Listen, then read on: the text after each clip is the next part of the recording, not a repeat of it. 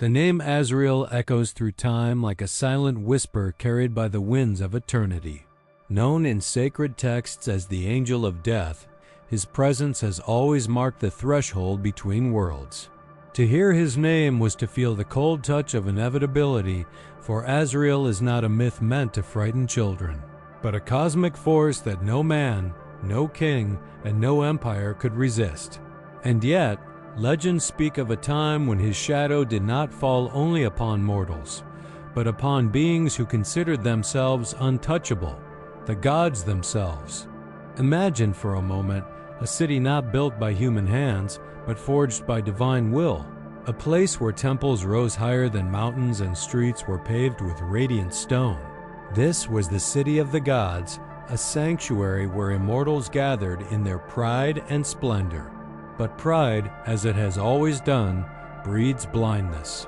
And it was into this blindness that Azrael was summoned, not by chance, but by the laws that govern all existence, laws older than creation itself. They say the air changed before his arrival. Birds abandoned the skies, rivers flowed slower, and a silence more profound than death itself settled upon the sacred halls. Priests who once sang hymns to the heavens fell mute, unable to voice a single word. The gods looked upon their city with unease, for though they were worshipped as eternal, even they could sense the invisible weight pressing upon their kingdom. It was as if time itself held its breath, awaiting a visitor who could not be denied. Then came the signs, shadows stretching longer than they should, flames refusing to burn, and statues carved in honor of the divine weeping tears of stone. Every omen spoke of the same truth: Azrael was near. Unlike angels of mercy or wrath, Azrael's arrival did not thunder with sound or blaze with fire. He came in silence, a figure cloaked in darkness deeper than night, his form both human and unearthly, wings vast enough to eclipse the sun, yet folded with the stillness of a final breath. Where he walked, the air grew heavy, and where he gazed, hearts trembled. No city, no matter how radiant, could mask the truth that lay beneath his watchful eyes. He did not come to bargain, nor to conquer. He came to witness, and in witnessing, to judge. And the city of the gods, in all its grandeur, was about to learn that death is not the enemy of life, but its most faithful companion. For if life is the song, Azrael is the silence that follows, inevitable and absolute. To understand the weight of Azrael's presence, one must first understand who he is beyond the title of Angel of Death. In the vast tapestry of creation, every being has its role, every force its purpose. Some angels were sent as messengers of hope, carrying light into the darkest corners of the human soul. Others were warriors, wielding fire and sword to defend the balance of heaven. But Azrael was chosen for the most sacred and feared task, to be the keeper of endings, the one who closes the book when the story has reached its final line. His name, whispered in countless tongues, carries both terror and reverence. For he is not merely the destroyer of flesh, he is the guardian of the passage, the bridge between what is seen and what cannot be seen. Legends describe him as vast, his form stretching beyond imagination. Some claim his body is so immense that the entire world rests within his grasp, while others tell of his eyes as deep as the cosmos, reflecting the destiny of every soul. In ancient texts, Azrael is said to hold a great scroll inscribed with the names of every being who breathes. When a name fades from its lines, he appears, unseen and inevitable, to guide that soul to the place where time no longer reigns. Unlike other angels who descend with trumpets or fire, Azrael comes quietly. No announcement, no warning, only the sudden awareness of his presence, a stillness that freezes the heart, a silence that cannot be explained. It is not cruelty that drives him, nor hatred, but duty. His compassion lies not in sparing life, but in ensuring that death is not chaos, but transition. Cultures across the world recognized him, though by different names. To some, he was the dark guardian who carried the dying across a shadowed river. To others, he was the silent scribe who recorded the fate of men. In Islamic tradition, he is Malik al-Maut, the angel of death, whose duty is to separate the soul from the body at the appointed hour. Yet even in these tales, one truth remains unchanged. Azrael does not choose, he does not hunt, he simply fulfills what was written began. His power is not in killing, but in reminding the living and the divine alike that nothing escapes the cycle, not even gods who believe themselves eternal. In his presence, there is no crown, no throne, no sanctuary that can shield the arrogant from the truth. He is not the end of life, but the hand that reveals life's fragility. To mortals, he is awe and dread. To gods, he is the unspoken proof that immortality is not freedom, but illusion. And when Azrael steps into the city of the gods, it is not as an intruder, but as the fulfillment of a cosmic law, that even in realms of light and power, the shadow of death must be honored. Long before the memory of men, there existed a city that was not carved by mortal hands nor born of earthly soil. It was raised in the age when the heavens still touched the ground, when the divine walked openly among creation. This was the city of the gods, a place where the veil between worlds was thin, where immortal beings shaped mountains, bent rivers, and called down fire from the stars. Its walls shimmered with gold not mined from the earth, but conjured from celestial fire. Its towers pierced the heavens, crowned with crystals that glowed with the breath of eternity. The streets, they say, were paved with stones that pulsed with energy, each step resonating like the echo of a sacred hymn. To walk its halls was to walk through eternity, a domain where time itself seemed to bow in reverence. The gods who dwelled there considered themselves sovereign not only over man, but over fate itself.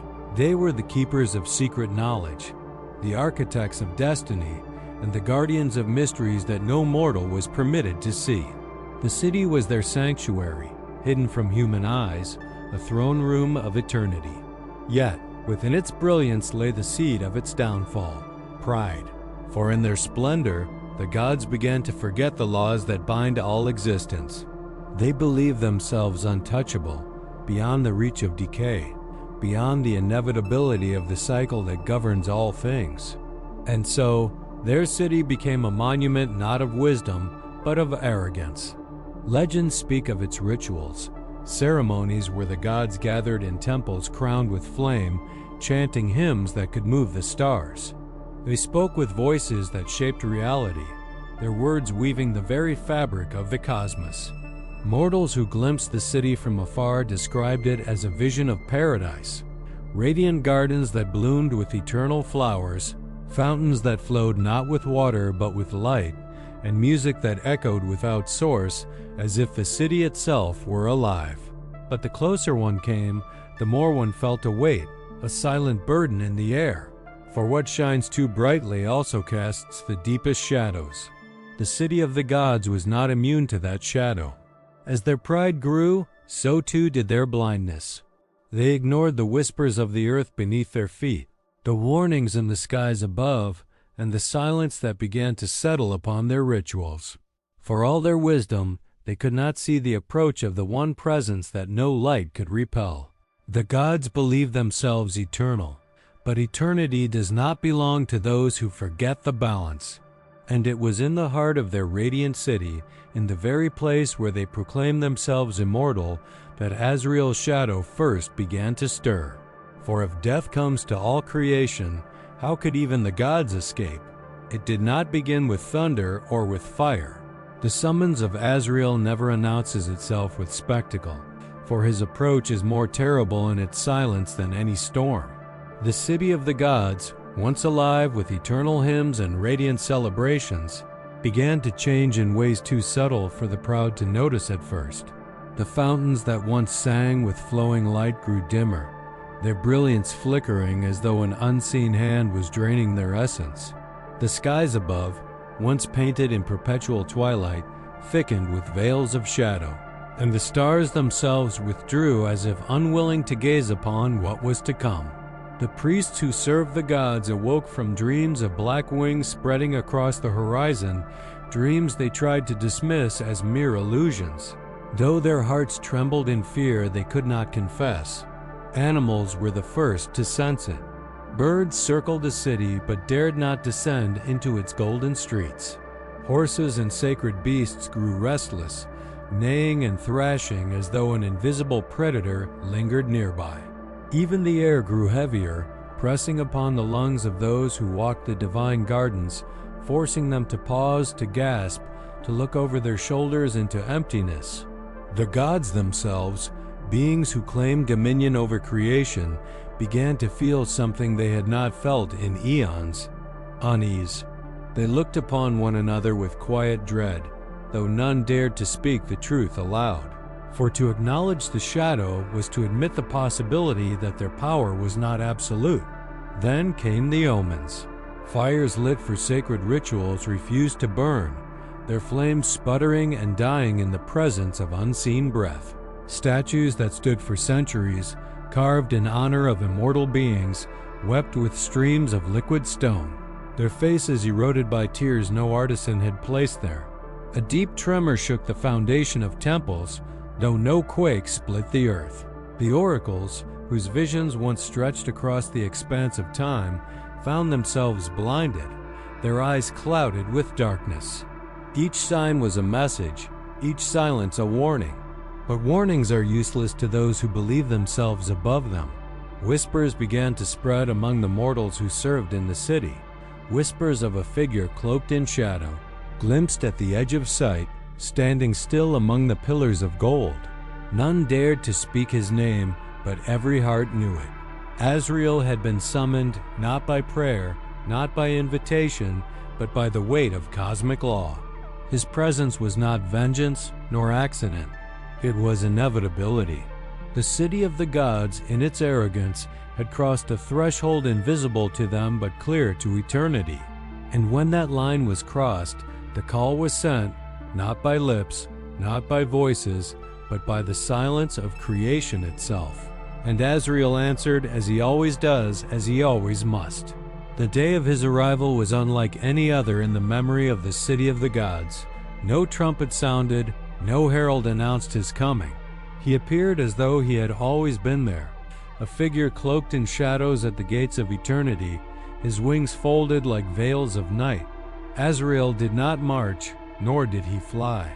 He simply was. One moment the streets glowed with divine light. The next his presence swallowed them in a silence so profound it felt as if the city itself had forgotten how to breathe. Mortals collapsed to their knees, unable to endure the crushing weight of his gaze, while even the gods, draped in their golden raiment, stiffened as though pierced by an invisible blade. The first to see him clearly was a high priest who dared to lift his eyes. He described not a monster nor a man, but something in between, an essence clothed in form, a shadow sculpted into flesh. His face was neither young nor old, neither cruel nor merciful, yet to look upon it was to know that the illusion of eternity had ended. In that moment, the priest knew what the gods refused to admit. Azrael had not come to bow, nor to worship, but to bear witness and to execute the unspoken law. The gods gathered at the great plaza, their voices trembling though they tried to disguise it with authority. Some demanded to know why he had come. Others cloaked their fear and fury, accusing him of trespassing upon holy ground. But Azrael did not answer them in words. His silence was heavier than any speech, for it spoke the truth no one wished to hear, that even gods are subject to endings. When he finally raised his hand, not to strike, but to point, the very ground quaked beneath his gesture. The air grew sharp, cutting into the lungs of those who breathed it. Every golden spire trembled, every crystal crown dimmed. The meeting of two worlds had begun, the world of false eternity, shining with arrogance, and the world of truth, dark and inescapable. For centuries, the city of the gods had claimed dominion over life, shaping destinies, deciding fates. But now, in the shadow of Azrael, their dominion crumbled.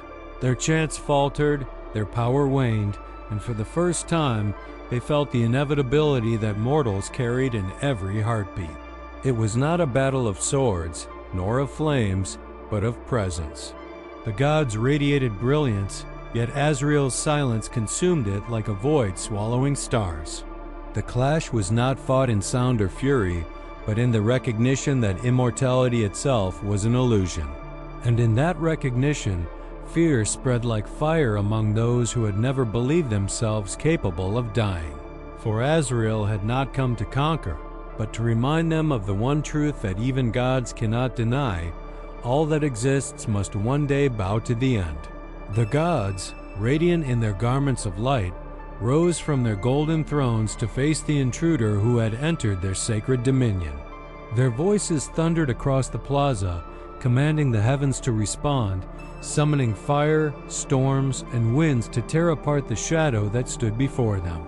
Yet every command fell into silence, for the elements themselves refused to obey.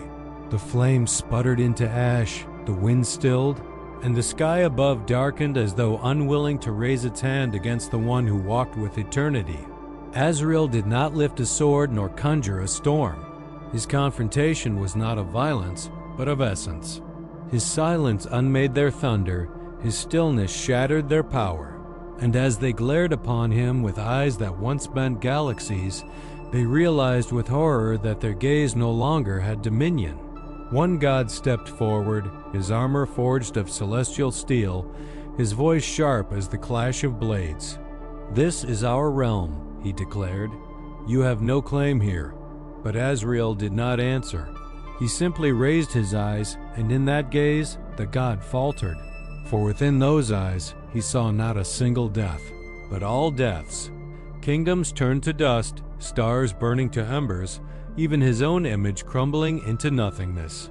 The god stumbled back, his defiance swallowed by the inevitability he had just witnessed. The others tried to resist. They called upon ancient chants, songs older than time, words once spoken to bind chaos into order. But each syllable broke upon the air as though the language itself had forgotten its power. The city trembled, not from Azrael's hand, but from the weight of realization that fell upon its divine masters. Their eternal light flickered. Their immortal bodies felt, for the first time, the tremor of fragility. They were gods no longer, but beings forced to confront the truth they had denied, that immortality is a mask, and behind it, the same silence that claims all. Azrael did not strike them down. He needed no weapon. His presence was the mirror, and in it, each god saw the shadow of their end. Some screamed, others wept, a few fell silent, bowing their heads as though in reluctant acceptance. The confrontation was not a battle to be won, but a revelation to be endured. For in the presence of the angel of death, there is no victory, only surrender to the law that binds all creation. The plaza, once filled with hymns of eternity, now echoed with the sound of breaking illusions. The gods who shaped worlds found themselves powerless before the one who shaped endings. And in that silence, the city of the gods began to unravel, not with fire, not with war, but with the unbearable truth that nothing, not even they, could outlive the shadow of Azrael. Azrael did not lift his hand to strike, nor did he call upon thunder to destroy. Instead, he stood at the center of the great plaza, cloaked in silence, his presence heavier than any weapon. The gods, trembling though they would not admit it, realized that this was not a battle at all, it was a judgment. And unlike the judgments they had so often passed upon mortals, this one required no words, no trial, no proclamation. The verdict was carried in the very air, woven into the shadow that surrounded them. Each god who met Azrael's gaze felt the mirror of truth open before them. He did not speak their sins aloud, but reflected them in visions too vivid to deny. The god of harvest saw fields turning to dust, not by drought or famine, but by the weight of his own arrogance, as he hoarded abundance for the divine while mortals starved. The goddess of war beheld endless rivers of blood, battles waged not to protect balance but to feed her vanity. The Lord of knowledge saw his secrets twisted into chains, wisdom kept from humanity to ensure divine dominance. And the Queen of Beauty, once adored by all, saw her own image wither into a mask of decay, her charm nothing more than dust beneath the shadow of time. This was the hidden judgment, not the strike of death, but the revelation of truth. Azrael showed them what they had become, hollow echoes of their purpose, trapped by pride, poisoned by the illusion of eternity. They had forgotten that divinity was meant to serve creation, not enslave it. In his silence, each god was forced to confront the unbearable weight of their own corruption. Some cried out in denial, clawing at the visions as though tearing away shadows could erase what they had seen. Others fell to their knees, their radiant forms dimming, their voices breaking in confessions too late to matter. A few tried to resist, to wield their power against the angel, but the more they struggled, the clearer their reflection became, until resistance itself crumbled into despair. The city, once bright with hymns and flame, now echoed with wails, with silence, with the hollow sound of divinity stripped bare. Azrael did not gloat, nor did he condemn. His task was not vengeance but truth, and truth is the sharpest blade, the most merciless fire. In showing them their own reflection, he had fulfilled the law that brought him. For death is not only the end of life, it is the unveiling of what was hidden, the stripping away of illusions, the return to what is real. The gods who believed themselves eternal now saw themselves as they truly were, not beyond the cycle, but bound by it. And in that recognition, the city of the gods began to fracture. For its foundation had never been gold or crystal, but the pride of those who ruled it. And pride, once broken, cannot stand. The city of the gods had been built as a monument to eternity, a place where temples pierced the heavens and immortal voices sang the illusion of forever. But under the shadow of Azrael, eternity cracked. The ground trembled, not from his hand, but from the weight of truth revealed. Towers that had stood for ages shuddered as though struck by an invisible force. Crystals that glowed with divine energy flickered into darkness. The great temples, once alive with chants, grew silent, their golden walls groaning like living beings about to collapse. The gods looked upon their city with horror, for they realized it was not Azrael who destroyed it, but their own arrogance that had summoned its end. The sky above turned black, not with storm, but with absence. Stars vanished from view, swallowed by a void that spread outward from the city's heart. Rivers that once sparkled with celestial light ran dry, their beds cracking as though the lifeblood of the land had been drained. Gardens of eternal bloom withered in moments, petals falling like ashes upon the streets. Mortals fled in terror, their cries echoing through corridors that moments before had been filled with hymns. And yet, through it all, Azrael remained still, his wings folded, his gaze unwavering. He was not the destroyer, he was the witness. It was their pride, their corruption, their defiance of cosmic law that had lit the fuse of collapse. The gods screamed, some in fury, others in despair. A few still tried to resist, hurling their remaining power against the shadow, but their weapons dissolved into dust before reaching him.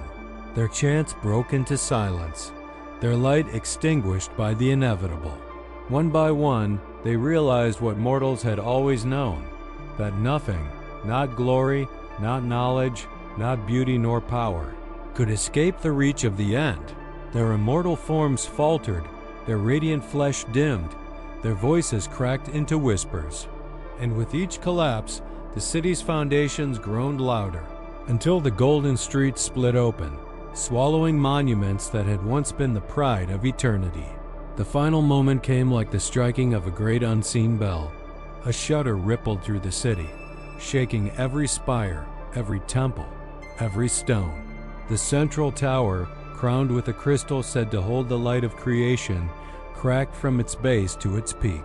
With a sound like the tearing of the heavens, it shattered, scattering fragments of divine brilliance into the void. The shockwaves silenced the cries, silenced the hymns, silenced the very breath of the city.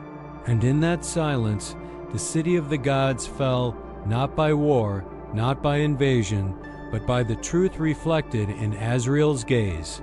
When the dust settled, all that remained was ruin.